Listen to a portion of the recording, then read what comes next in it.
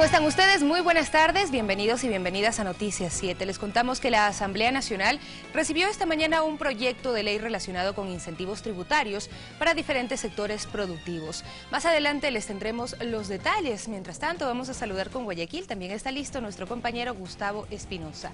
Hola Gustavo, ¿qué tal? Muy buenas tardes. ¿Qué tal, Sofía, amigas y amigos? Muy buenas tardes. También les contaremos que el colectivo Rafael Contigo Siempre espera entregar la semana próxima las firmas requeridas por el CNE para impulsar la consulta popular que permita la postulación del actual jefe de Estado en los comicios del próximo año. Aquí los titulares.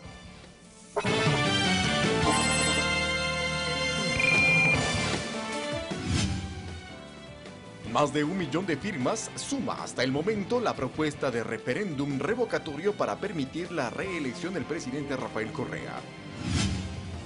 El sismo de magnitud 4.7 en la escala de Richter, ocurrido este lunes, deja como saldo 2 heridos leves y varios deslizamientos de tierra. En Guayas, la delegación del Consejo Nacional Electoral desarrolló una campaña que brindará facilidades a las personas con discapacidad durante las elecciones de 2017. En lo internacional, en Brasil, inició la sesión en la que se decidirá si la mandataria suspendida Dilma Rousseff será sometida a juicio político.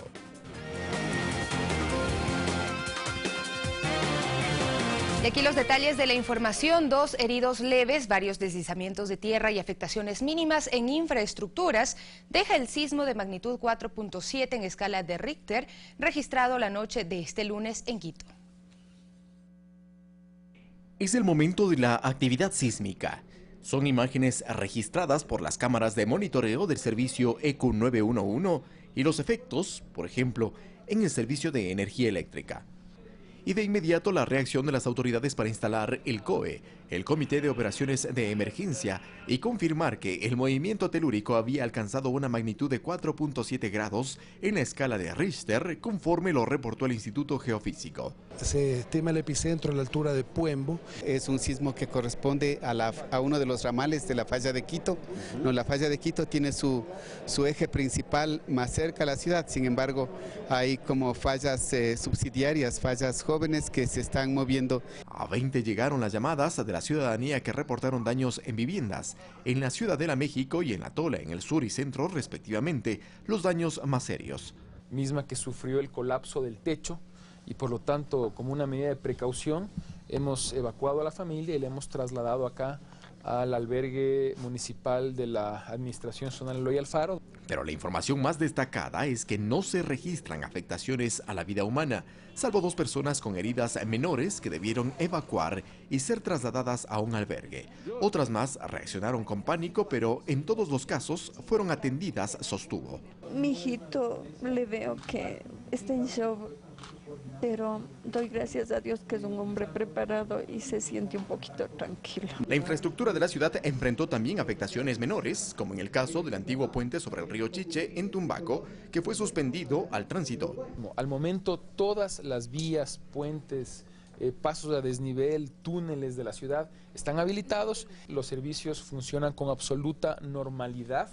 El sismo que se sintió en Quito no tiene ninguna relación con el terremoto que afectó a Manabí y Esmeraldas el pasado 16 de abril, concluyeron las autoridades y organismos de respuesta. Mantengamos la calma y mantengamos actualizados nuestros planes de autoprotección, que es importantísimo, es decir, tener nuestra mochila, saber cuáles son nuestras rutas de evacuación, cuáles son los sitios seguros donde tenemos que evacuar.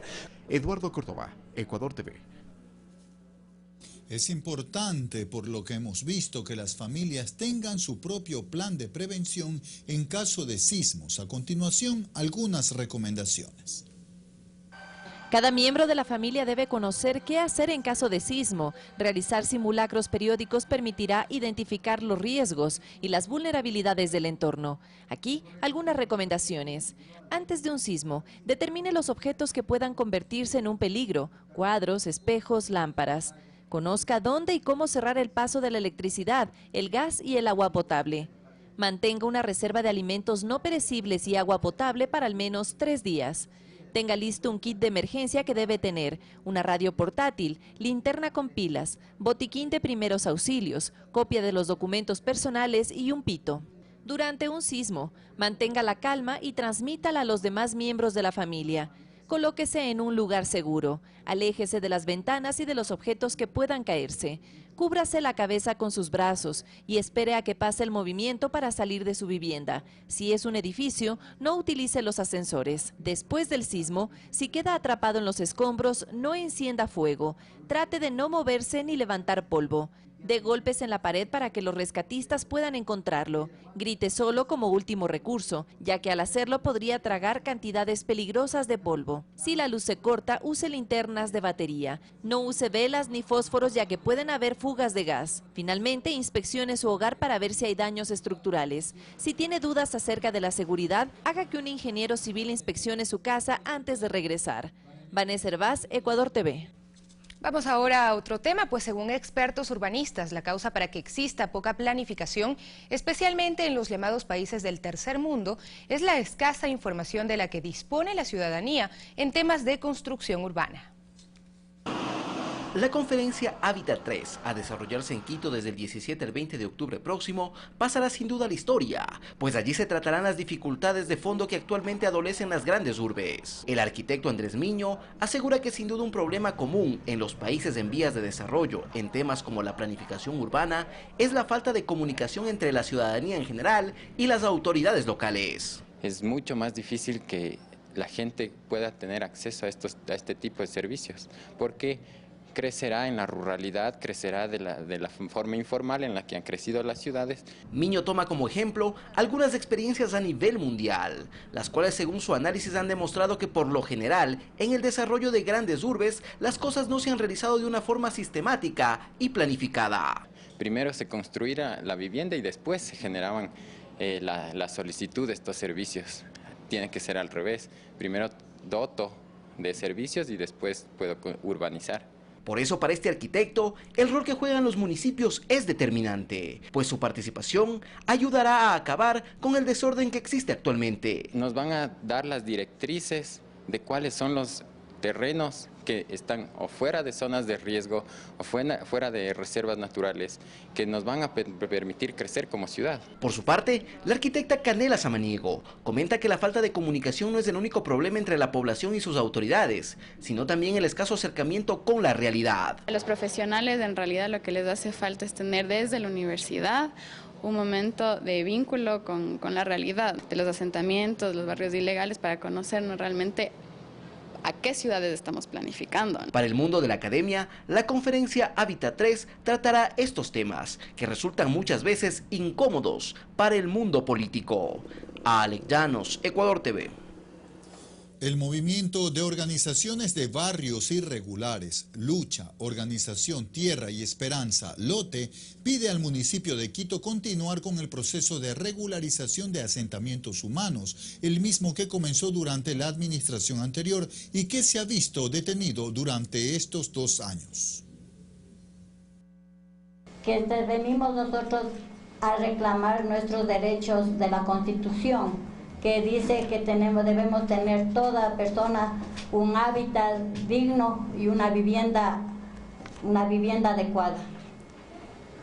Venimos a reclamar y a exigir al señor alcalde Mauricio Rodas que cumpla con lo que él ha ofrecido y con lo que él tenía que hacer. Él debía haber seguido el proceso anterior del ex alcalde de la administración anterior.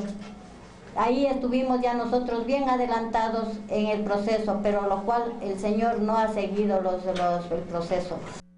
Otra información, el caso Atardecer, mediante el cual se puso al descubierto en junio pasado el supuesto lavado de activos de empresas exportadoras de oro, ya pasó de la etapa de indagación a la de instrucción. Esto permitió que instituciones como el Servicio de Rentas Internas y el Servicio Nacional de Aduanas del Ecuador detalle cómo se detectaron movimientos inusuales de dinero y del metal precioso. Culminar exitosamente esta investigación. En los sistemas aduaneros constan una cantidad determinada de registros de exportaciones, tanto en cantidad de declaraciones como en monto de exportación, como el volumen que se ha exportado a otros países.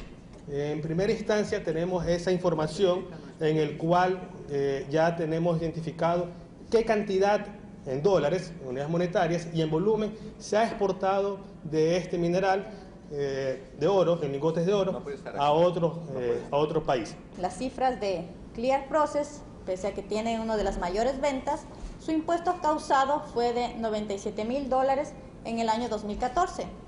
Esto implica una carga fiscal del 0,05%. ¿Qué quiere decir esto de la carga fiscal? En un ejemplo, al ser 0,05%, pagaron 5 centavos de impuesto por cada $100 de ingresos, de ventas. Un proyecto sobre incentivos tributarios con el carácter económico urgente llegó a la Asamblea, Sofía. Esto luego de una primera y muy breve pausa. Además, ya el día de mañana se conmemoran 207 años desde el primer grito de la independencia y nosotros les hemos preparado la siguiente pastilla para que se mantenga viva en la memoria esta fecha histórica.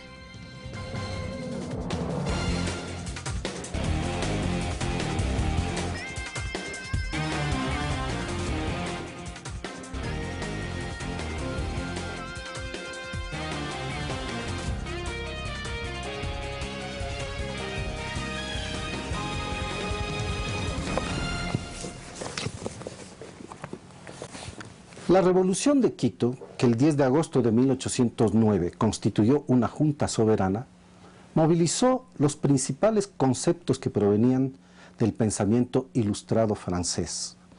Aquí, esos conceptos fueron asimilados y recreados. La junta habló de soberanía del pueblo, de representación del pueblo. Cuando creó el Estado de Quito mediante la Constitución del 15 de febrero de 1812, se movilizaron los conceptos de ejecutivo, legislativo, judicial, soberanía, dignidad, derechos naturales. De hecho, pues, los conceptos del pensamiento ilustrado que provenían de Europa se habían recreado y se convirtió en pensamiento, en acción y en lucha para conquistar la independencia, la libertad, la soberanía de la patria que se llamaba Real Audiencia de Quito. En nombre de los diputados del pueblo de Quito, sírvase destituir a las autoridades españolas.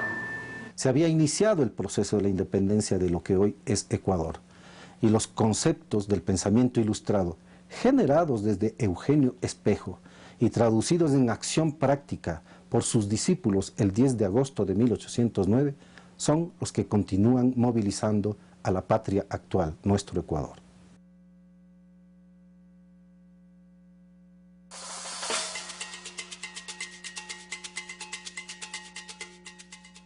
Desde Uruguay, el expresidente José Mujica se sienta con Javier Lasso en un diálogo abierto sobre política internacional y su paso por la presidencia, en un programa especial de Palabra Suelta.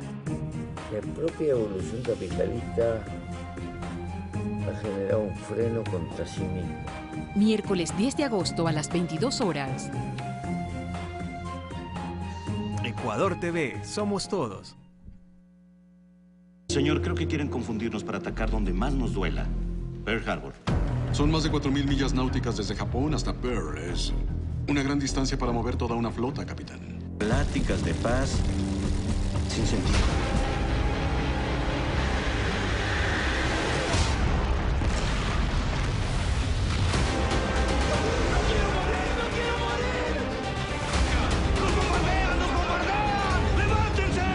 Pearl Harbor, parte 2, miércoles 23:30.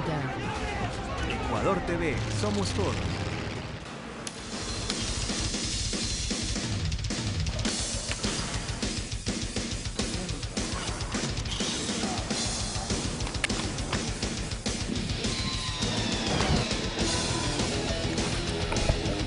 Olimpiadas Río 2016.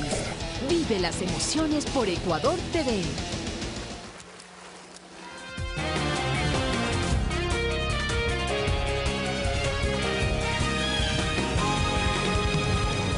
Retomamos la información, amigas y amigos televidentes. Esto es Noticias 7. Así es, la Asamblea Nacional recibió el proyecto de ley orgánica de incentivos tributarios para varios sectores productivos, el mismo que llega con carácter de económico urgente. Aquí los detalles. Fue antes del mediodía de este martes en que al Parlamento ingresó el proyecto de ley. del cual Virgilio Hernández, presidente de la Comisión de Régimen Económico y Tributario, destaca, pese a que aborda materia tributaria, no propone la creación o incremento de impuestos. No es un proyecto que tiene que ver con impuestos, sino más bien son incentivos. Incentivos a diferentes actores precisamente para redinamizar la actividad. El Consejo de Administración Legislativa se reunió a las 13 horas para definir en torno a la calificación del proyecto. Por su condición de económico urgente, la normativa deberá tratarse en un plazo máximo de 30 días. Exigen que sean rápido porque necesitamos.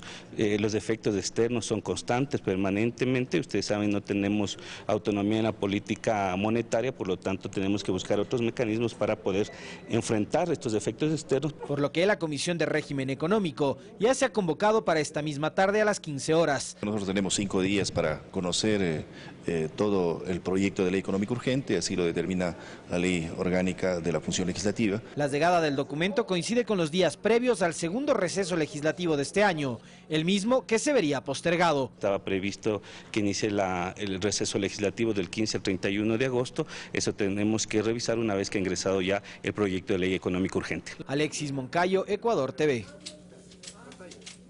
Autoridades de gobierno detallaron el contenido del proyecto de ley orgánica de incentivos tributarios para varios sectores productivos. El director del Servicio de Rentas Internas, Leonardo Orlando, desestimó críticas por esta nueva iniciativa en el campo tributario.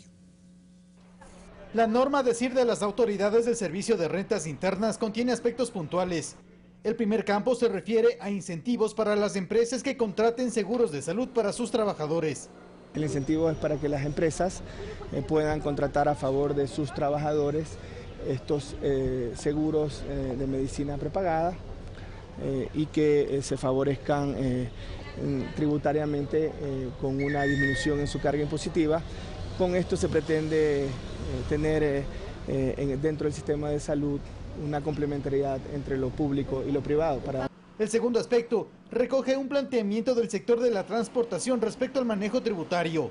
Sean estas compañías cooperativas. Ya había una diferencia entre la exoneración del impuesto a la propiedad de vehículos cuando la unidad estaba a nombre de la persona natural, tenía el beneficio del 100%, cuando la unidad estaba a nombre de la persona jurídica solo el 80%. El tercero se relaciona a modificaciones al impuesto a los consumos especiales ICE, que tiene que ver con un esquema de neutralidad y de racionalización en la forma de cálculo de la tarifa del ICE en las importaciones. Es un proyecto de ley necesario y complementario, según autoridades económicas.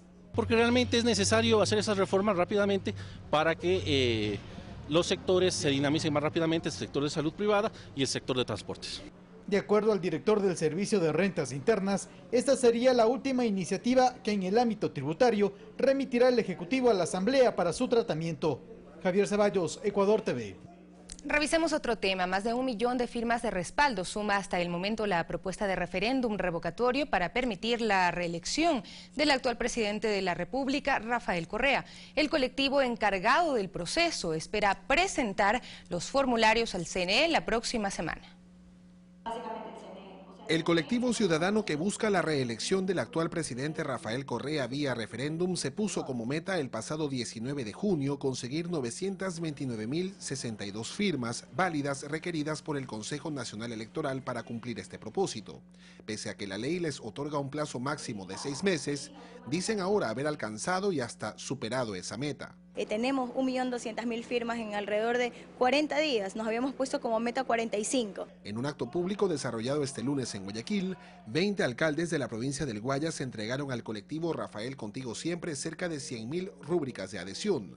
Hubo razones personales y políticas de quienes encabezaron el proceso de recolección en sus jurisdicciones. Ecuador ha podido soñar con un nuevo proceso de la revolución ciudadana y mejorar el buen vivir. Por la labor que viene realizando, no solamente a nivel de una provincia, sino a nivel del país. Creemos en la continuidad, creemos realmente en todo el cambio, toda la transformación que se ha dado en todo nivel en nuestro país. Los pequeños territorios locales comprendidos en los 29 gobiernos parroquiales del Guayas también se sumaron a esta iniciativa. Vamos por buen camino y para tirar abajo esta transitoria. El colectivo, que busca vía referéndum la reelección de Rafael Correa, espera la próxima semana entregar al CNE las firmas recolectadas. El organismo tendrá 15 días para verificarlas y en caso de que completen el requisito, la propuesta de referéndum deberá regresar a la Corte Constitucional para que califique la constitucionalidad de la pregunta.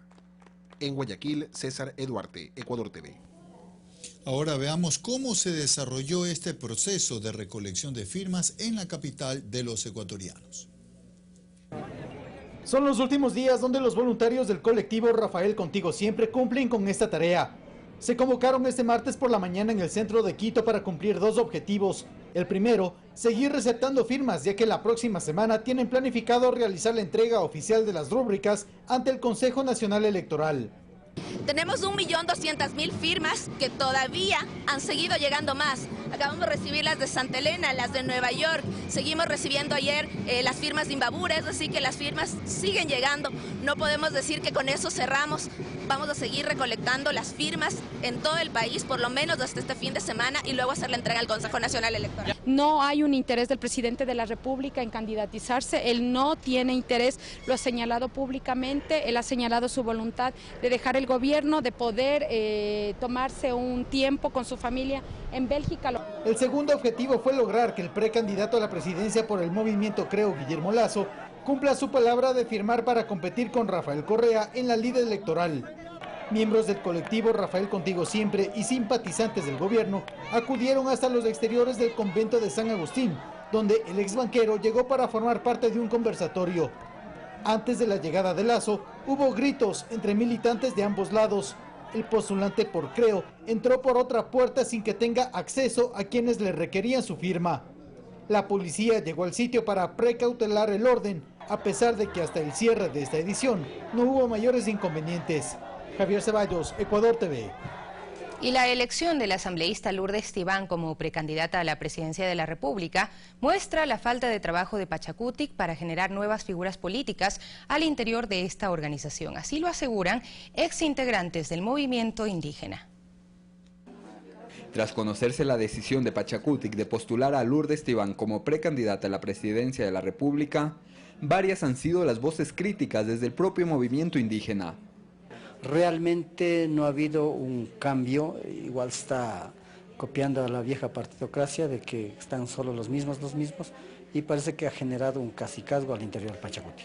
Desde arriba, cuando las autoridades quieren imponer a las bases, ya no estamos en época de 90, ya no estamos en época de 95, cuando todo se decía desde arriba. La elección de Tibán se dio con la participación de aproximadamente 5.000 adherentes a Pachacutic, así como la decisión de 5 provincias de no participar en las primarias. En Chimborazo habían muchos compañeros adherentes que no constaban en el padrón y todo eso, entonces yo creo que más bien esperemos se fortalezca, pero sobre todo tienen que dejar a un lado los intereses particulares de cada uno de los aspirantes. Aquí en Tungurahua no ha habido mayor concurrencia, justamente no ha habido difusión, no ha habido una socialización de las primarias. Para el analista político y ex integrante de Pachacutic, Fernando Buendía, si bien un proceso de primarias fortalece la democracia, lo que se dio en dicho movimiento o brazo político de la CONAIE es una clara muestra de que los partidos políticos en nuestro país no han logrado un recambio generacional. Existe una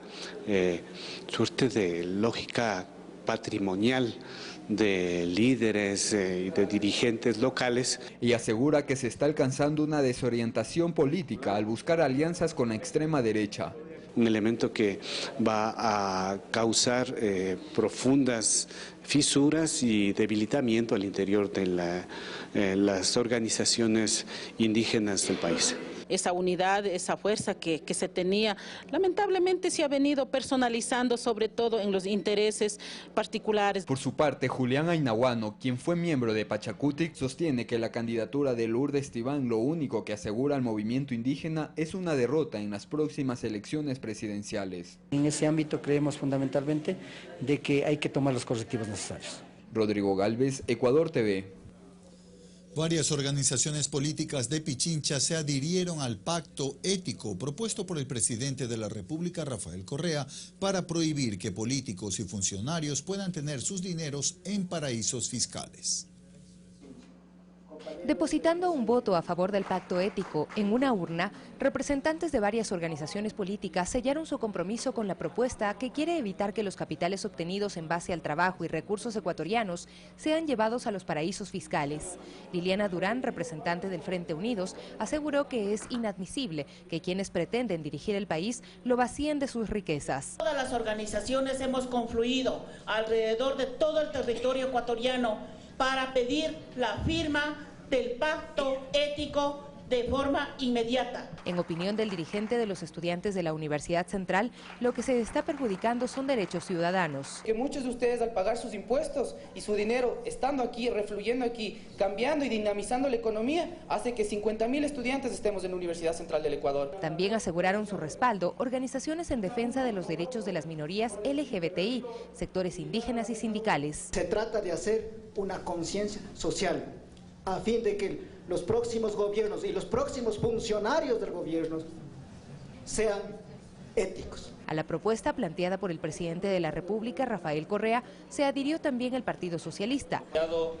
En todas las provincias del país va a culminar el día miércoles con una gran marcha que esperamos que todos nos puedan acompañar. Mientras que Fausto Dután, presidente del Frente Unidos, advirtió de la campaña sucia que se estaría gestando en contra de la iniciativa. A través de calumnias, de mentiras. Entonces, tiene que haber una voz altiva del pueblo ecuatoriano. El prefecto de Pichincha, Gustavo Baroja, asistió también a la cita y respaldó el compromiso de lucha en contra de la evasión de impuestos y corrupción. Aquí hablamos de 30.000 millones de dólares, que son iguales al presupuesto del Estado. Sofía Montoya, Ecuador TV. La Delegación Provincial del Guayas del Consejo Nacional Electoral desarrolló una campaña de socialización del voto asistido, una de las facilidades con las que contarán las personas con discapacidad a nivel nacional durante las elecciones de 2017. El domicilio de Alfredo Mosquera, ubicado al sur de Guayaquil, fue el primer sitio escogido por los representantes de la delegación electoral para conocer de cerca a quienes se beneficiarán del voto en casa en las elecciones de febrero de 2017. Este servicio le permitirá ejercer su derecho ciudadano a pesar de contar con un 75% de discapacidad. Primera vez yo puedo hacer el voto aquí en la casa, como yo estoy incapacitado. ¿Cuál es la idea? A las personas que tienen discapacidad de más del 75% de discapacidad física y más de 65 de años de edad, facilitarles el hecho de que el voto les llegue a la casa. Apolonio Tomalá y Juana Macías también fueron visitados en sus respectivos domicilios por los representantes del CNE, entidad que para los próximos comicios ha estimado ofrecer esta asistencia a 1.000 ciudadanos con discapacidades mayores al 75% a nivel nacional. Con este grupo de la población se espera que el sufragio se dé 2 días antes de los comicios generales, es decir, el viernes 17 de febrero. No somos normales porque tenemos algún empleo físico, pero tenemos derecho al voto. ¿A usted siempre le ha gustado ejercer su derecho al voto? A mí sí, sí. Las personas con discapacidad están felices de que les podamos llevar al voto a casa porque no pueden ir a los colegios.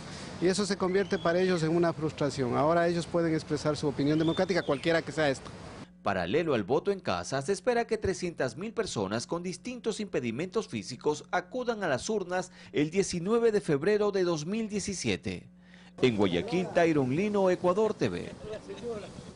El fiscal general del Estado, Galo Chiriboga, explicó las razones por las que no cabe la solicitud para levantar la inmunidad parlamentaria del exasambleísta Clever Jiménez para proseguir con el proceso penal a cargo del juez de la Corte Nacional, Jorge Blum. El día de hoy vamos a presentar un nuevo escrito insistiendo en que el juez analice incluso primero, el hecho de que el señor Jiménez ya no es asambleísta y por lo tanto no está protegido por la inmunidad, pero sí está protegido por el fuero. La segunda situación, le vamos a especificar nuevamente al señor juez que el delito que investiga la Fiscalía no es un delito de función de un asambleísta. Hackear cuentas de un ciudadano o de cualquier persona en el país no es una atribución fiscalizadora de los parlamentarios, porque está tipificado como infracción penal. Y tercero, vamos a recolectar, estamos en ese proceso, de presentar varias sentencias y resoluciones de la Corte Nacional en donde se clarifican justamente estos tres elementos: inmunidad parlamentaria, fuero y delito de función.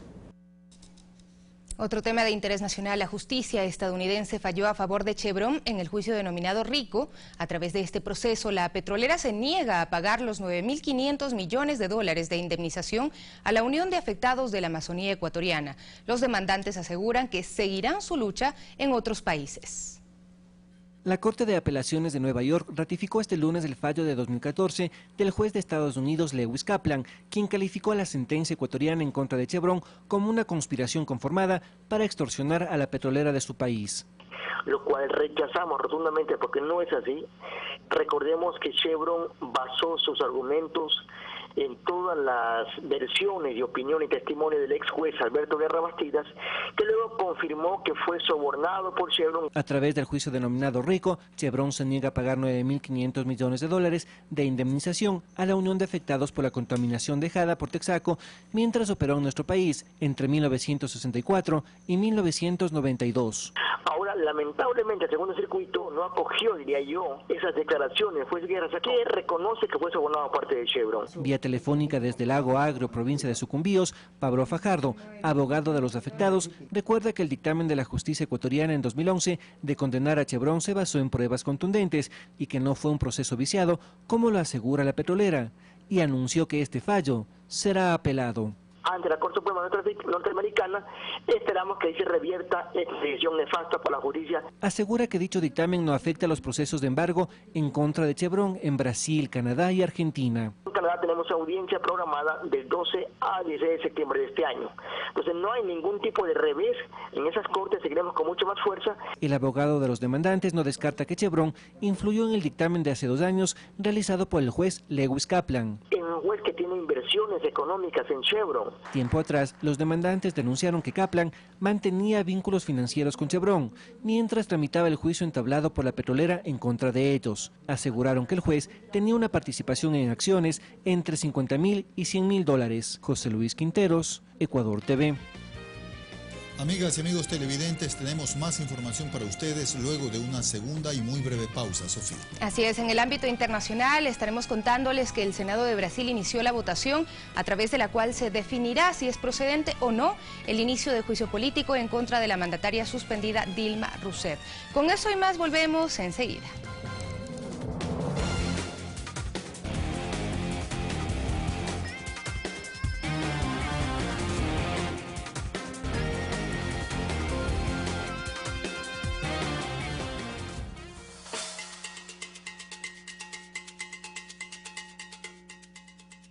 Los ecuatorianos somos gente valiente y con sed de libertad. En la madrugada del 10 de agosto de 1809, los próceres reunidos en casa de Manuela Cañizares, inspirados por el pensamiento libertario que dejó Eugenio Espejo, definieron la nueva Junta de Gobierno autónoma, libre de la monarquía española. Con los primeros rayos de sol, tomaron la plaza principal, dando lugar al primer grito de independencia, que sembró la semilla de la libertad y germinó en toda América. Ecuador TV. Somos libertad. 207 años de independencia. Importantes acontecimientos mundiales que tienen impacto en nuestro país. Hay quienes piensan que estos son temas lejanos. Alguna vez lo fueron. Conocer su problemática. Desde una perspectiva diferente, Abraham Verduga analiza los matices de este mundo al revés. América Latina fue declarada zona de paz. Jueves, 22 horas. Y su reprise, sábado, 20 horas.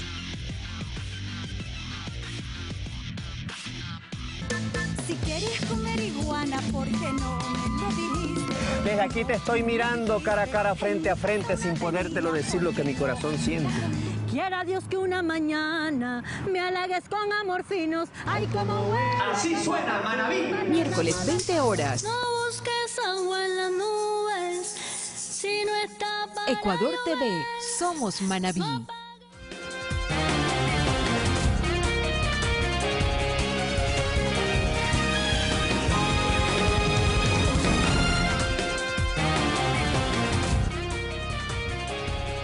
Volvemos con más noticias. Para una correcta alimentación en los niños y niñas de la provincia, el Ministerio de Inclusión Económica y Social de Tungurahua realizó la campaña Trato Hecho contra la Desnutrición Infantil. Además, se fomentan las colonias vacacionales para erradicar el trabajo infantil, donde participan 6.800 niños y niñas.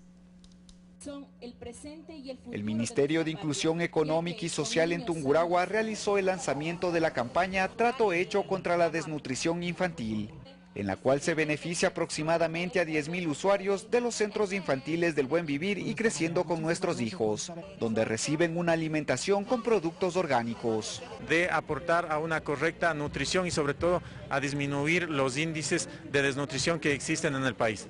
Alicia Ramírez, quien asistió a la feria, pudo observar las formas en las que se prepara la quinoa, un alimento ancestral rico en valores nutricionales. Sí, muy interesante para mí, por eso le digo a la señorita que no repite el de la leche porque está riquísimo.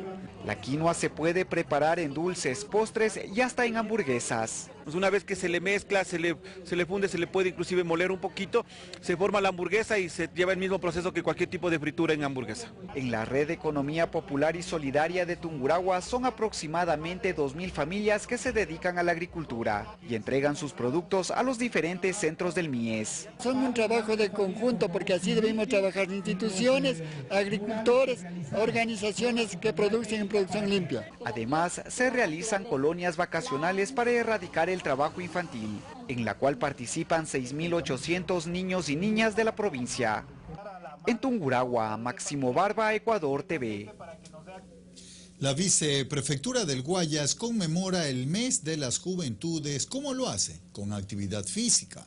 El próximo sábado 27 de agosto en el Parque Samanes, al norte de la ciudad de Guayaquil, jóvenes de entre 16 y 25 años de edad podrán participar con inscripciones gratuitas en las actividades recreativas de integración que propone esa dependencia de gobierno provincial del Guayas. El objetivo de la jornada es integrar a la comunidad juvenil de la provincia haciendo un correcto uso de las áreas verdes y los espacios públicos. A esto se suman los premios económicos que se contemplan para el equipo ganador. Nosotros hemos querido recrear a los jóvenes de una manera diferente, con una actividad deportiva recreativa. ¿Qué es esto? Vamos a tener 1.5 de trote, 4 kilómetros de ciclismo y 100 metros de deportes extremos. Una es la página de Facebook de la Viceprefectura del Guayas, la otra es a través de correos Gmail que tendremos pasalaposta@gmail.com, donde pueden inscribirse e informarse de todo cómo consiste esta actividad recreativa deportiva. Y el Palacio de Carondelet se prepara para recibir a los miles de visitantes que, como parte de la velada libertaria, que recuerda el primer grito de la independencia, podrán participar de recorridos teatralizados, exposiciones y ferias. ¡Soldados! ¡Sí, mi capitán! ¡Quiero que maten a todos! Esta es una de las escenas libertarias que transcurren en la historia previa a la República, cuando los patriotas ofrendaban su vida por romper las cadenas del yugo español. ¡Mátame si quieres! Nos cuenta Jaime Pacimiño durante los últimos ensayos que se realizan para la conmemoración del 10 de agosto. Los recorridos van a empezar a las 3 de la tarde aquí en el Palacio de Carondelet. Lo que queremos plasmar es todo el proceso de la revolución, ¿no? Desde los antecedentes con Eugenio Espejo hasta pues la llegada de Toribio Montes. Estos recorridos teatralizados se realizan desde hace varios años, buscando resaltar personajes no siempre recordados de la historia emancipadora. Tenemos ahorita a Carlos Montúfar, ya que este año se conmemoró los 200 años de su fusilamiento. Queremos rescatar mucho el papel de la mujer, lo que es Manuela Cañizares, María Antonella Herrán, personajes que no son rescatados y que nosotros queremos traer a la memoria colectiva. Los actos conmemorativos iniciarán a tempranas horas este 10 de agosto, con la tradicional entrega de ofrendas en la Plaza de la Independencia.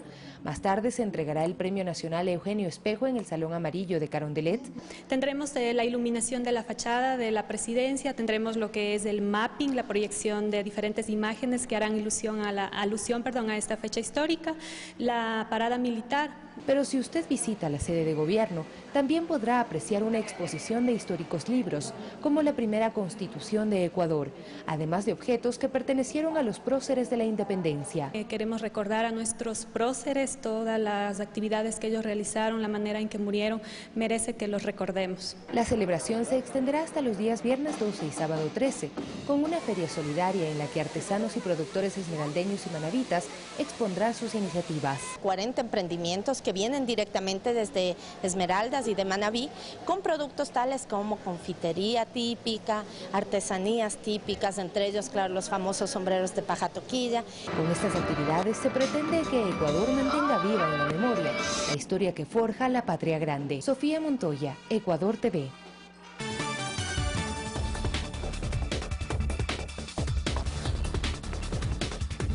El Senado de Brasil comenzó la sesión en la que se decidirá si la mandataria suspendida Dilma Rousseff será sometida a juicio político.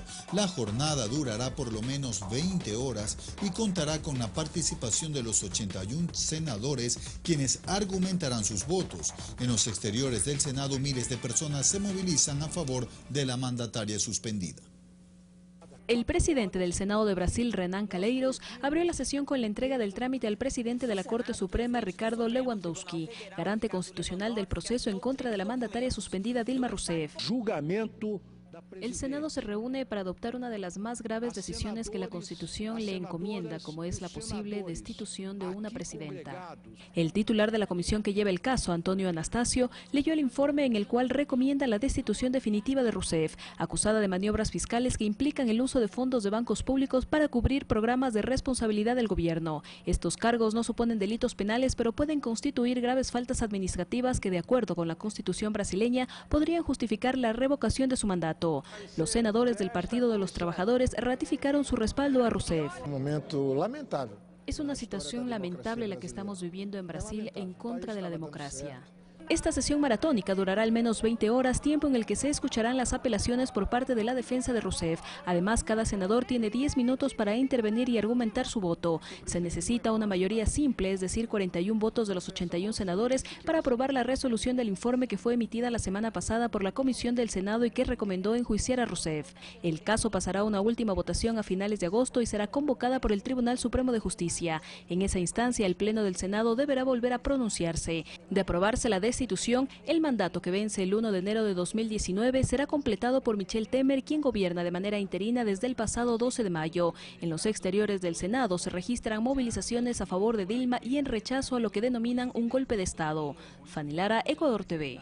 Vamos ahora a Venezuela. La presidenta del Consejo Electoral, Tibisay Lucena, habló en rueda de prensa y explicó las fases para activar un referendo revocatorio de mandato. Tras una hora de exposición, indicó que la recolección del 20% de firmas para que la oposición active este proceso en contra del presidente Nicolás Maduro se realizará a finales de octubre. La oposición, por su parte, hizo un llamado a una movilización para el 1 de septiembre, manifestación que se denominará la toma de Caracas. El objetivo es exigir que el referendo se realice antes del 10 de enero. Las autoridades de México se mantienen en alerta ante la tormenta Javier, que tocó tierra en los estados de Sinaloa, Baja California, Nayarit y Jalisco, donde se registran fuertes lluvias. De momento, Javier avanza con vientos de 80 kilómetros por hora y se espera que se intensifique en las próximas horas. Entre tanto, ascendió a 45 el número de personas muertas por el paso de la tormenta Earl, que causó inundaciones y deslizamientos de tierra. Y en Argentina, el gobierno entregó a organismos de derechos humanos y periodistas los documentos desclasificados de agencias de inteligencia e instituciones de Estados Unidos que abarcan el periodo comprendido entre 1977 y 1982 y confirman la represión de la última dictadura militar y el rol de los Estados Unidos en el marco del denominado Plan Cóndor en la región, una medida implementada en las décadas de los 70 y 80 para secuestrar, torturar y eliminar opositores políticos. El presidente de Rusia, Vladimir Putin, y su homólogo turco Recep Tayyip Erdogan se reunieron este martes para acercar sus posturas sobre temas como el conflicto en Siria y para concretar la normalización de las relaciones bilaterales tras el derribo de un avión militar ruso a finales de 2015 por parte de la Armada turca. El lunes, en cambio, tuvo lugar una cumbre entre Rusia, Irán y Azerbaiyán con el objetivo de reforzar la integración regional y la cooperación multilateral. Estas citas suponen el esfuerzo ruso por alcanzar alianzas en Euroasia y el Cáucaso. Y cientos de personas evacúan varias zonas en Portugal por la presencia de más de 200 incendios forestales. Además, hoy se conmemoró el aniversario número 71 del bombardeo atómico en Nagasaki, en Japón. Tenemos más noticias en el siguiente resumen internacional. El presidente de Colombia, Juan Manuel Santos, aseguró que el fin del conflicto armado está cerca. En tanto, los delegados del gobierno, las FARC y Naciones Unidas continúan el recorrido técnico por el país para conocer las zonas de normalización para el desarme de la guerrilla.